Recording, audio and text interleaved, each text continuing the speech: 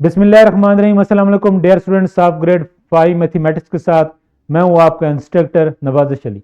बच्चों आज हमने स्टार्ट करना है बी लिफ्ट 12A, जिसकी ब्रिजिंग एक्टिविटी यकीनन आपने पहले क्लास में कर ली होगी। तो बच्चों अब हम चलते हैं अपने फोकस की तरफ। आज का जो हमारा फोकस है वो है multiplication of fraction by one digit number.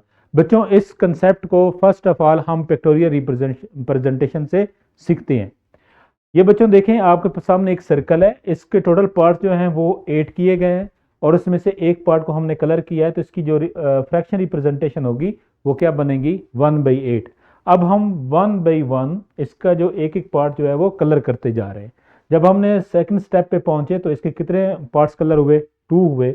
अब इसकी फ्रैक्शन की फॉर्म वैसे देखें तो वो क्या बनेगी आपके पास 2/8 बच्चों बन जाएगी। इसी तरह से इसकी क्या बनेगी 3/8, क्योंकि हमने एक और पार्ट इसका मजीद कलर किया।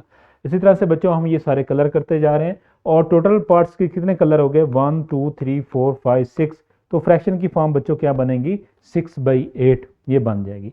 देखें बच्चों जैसे जैसे हम इसके कलर करते चले जा रहे हैं तो आप देख रहे हैं कि सबके टोटल पार्ट्स वो सेम है, लेकिन ये नंबर जो न्यूमिनेटर में है वो क्या हो रहा है इंक्रीज हो रहा है, यानी कि 1 2 3 4 5 6 ये इस तरह से जो इसके टोटल पार्ट्स जितने कलर किए गए हैं वो इसमें इंक्रीज हो रहे हैं।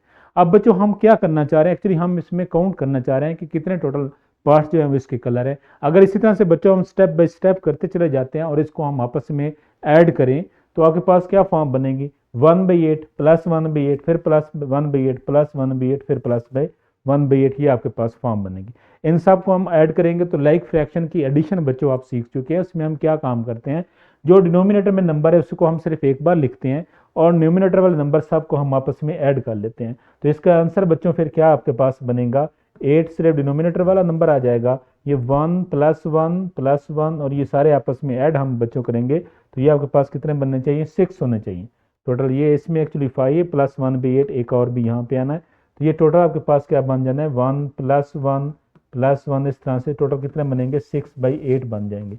अब देखें बच्चों जैसे अब हमने इसको एडिशन के लिहाज से सीखा है, लेकिन उसमें हम टाइम लग रहा है कि हम 1/8 + 1/8 + 1/8 कर रहे हैं।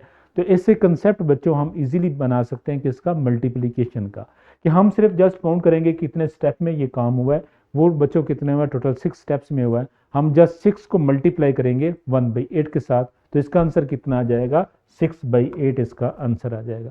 तो बच्चों एक्चुअली जो मल्टीप्लिकेशन है वो भी हमें क्या बता रही है, वो भी एक्चुअली हमें काउंटिंग ही बता रही है, लेकिन वो क्या होता है कि क्विक काउंटिंग उसकी हो जाती है इस प्रोसेस से। तो ये बच्चों अब हमने सीख लिया है कि फ्रैक्शन की फॉर्म में होगा तो हम किस तरह से एक नंबर को उससे मल्टीप्लाई करते हैं और क्यों करते हैं। नेक्स्ट देखें बच्चों ये जो डायग्राम आपको शो हो रही है इसमें इसका हर पार्ट जो सर्कल का है वो किसको शो कर रहा है 1/4 को शो कर रहा है, यानी कि ये 1/4 इसका पार्ट टोटल बनता है। टोटल इसके पार्ट्स कितने हैं 4 हैं, तो अगर हम सिर्फ एक ही इसका कलर करेंगे पार्ट तो कितना बन जाएगा 1/4।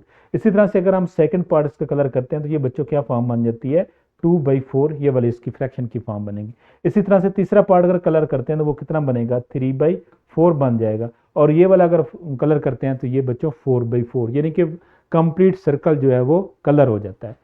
इसी तरह से बच्चों एक्चुअली हम अगर इसको मल्टीप्लिकेशन के कंसेप्ट सीखना चाह रहे हैं कि हमने पूरा सर्कल ही कलर कर दिया है और इसके पास टोटल कितने हैं 4 हैं बच्चों, तो फिर मैं क्या काम करूंगा मैं 4 को मल्टीप्लाई कर दूंगा 1/4 के साथ, कि मैंने एक एक पार्ट इसका कलर कर रहा हूँ, टोटल इसके 4 पार्ट्स हैं तो ये टोटल कंप्लीट सर्कल जो है वो कलर हो जाएगा। इसी तरह से बच्चों ये वाला कंसेप्ट यहाँ पर भी है कि मैं 5 को मल्टीप्लाई करूंगा 1/5 के साथ तो कंप्लीट सर्कल जो है वो क्या हो जाएगा कलर रिप्रेजेंटेशन को शो करेगा। इसी तरह से बच्चों ये आपके पास 1/6 को भी रिप्रेजेंट कर रहा है। अब बच्चों आपने इसी तरह से इसको मल्टीप्लाई करना है और इसकी फैक्टोरियल रिप्रेजेंटेशन से जैसे हमने इसको सीखा है कि हम एक्चुअली मल्टीप्लाई क्यों करते हैं, क्या इसमें काउंट करना चाह रहे होते हैं, वो ऑलरेडी आप सीख चुके हैं बच्चों।